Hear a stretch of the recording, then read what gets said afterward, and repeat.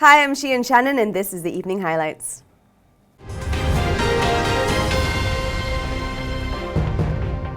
A PKR lawmaker has asked the Malaysian Anti-Corruption Commission and Bank Negara to seek police assistance to locate 5 individuals linked to the One Malaysia Development Berhad or 1MDB probe.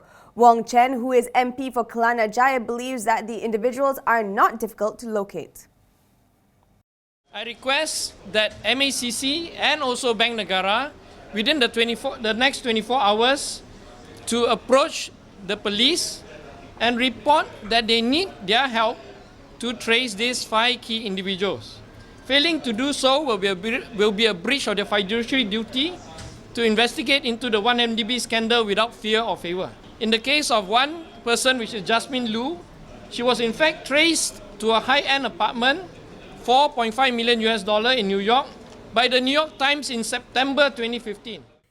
He says he has asked the Home Ministry to state the whereabouts of the 5 individuals, including Jolo, so that they could be interrogated in Malaysia. 2 of them, former 1MDB executives Casey Tang and Jasmine Lu, who are close associates of Jolo, are on Bank Negara's wanted list.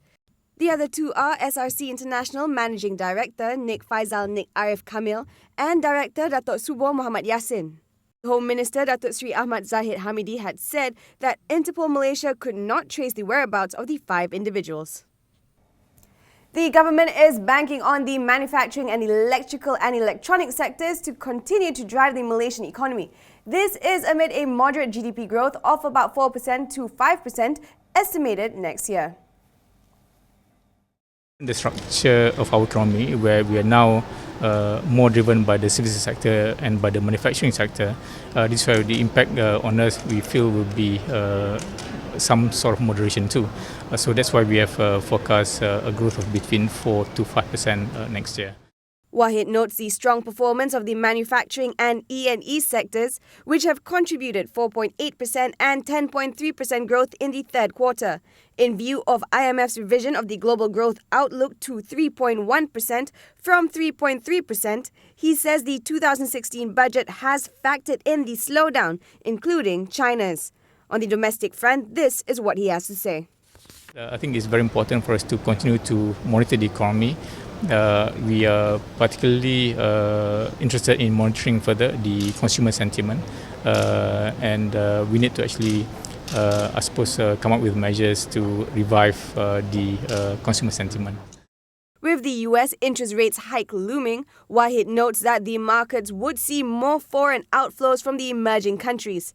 However, he thinks Malaysia will be able to withstand the external noise with its investment approaches.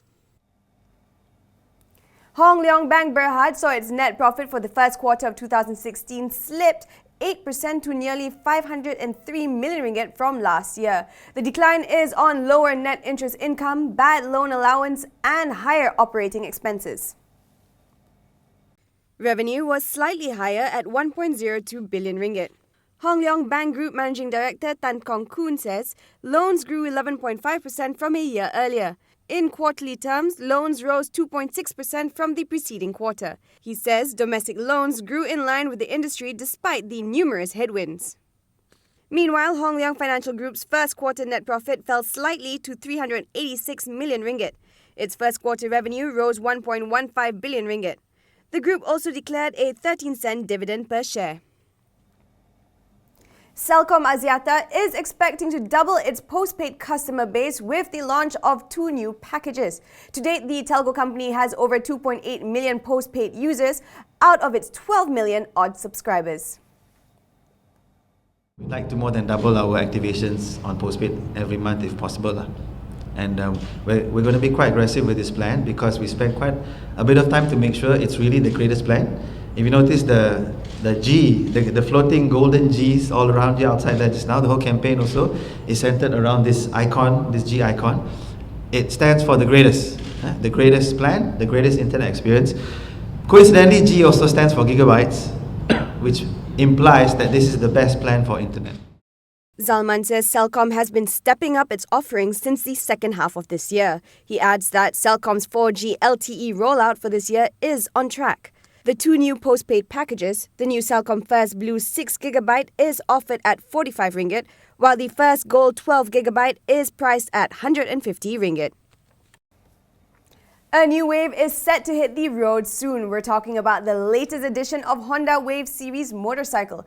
Bunsu Honda has just launched the all-new Wave Alpha. It is an improved edition of the Wave 110 that boasts a stylish design, offers better performance, and it is also more affordable than its predecessors. Powered by a 110cc 4-stroke engine, the all-new Wave Alpha is fuel efficient while having a top speed of up to 91 km per hour.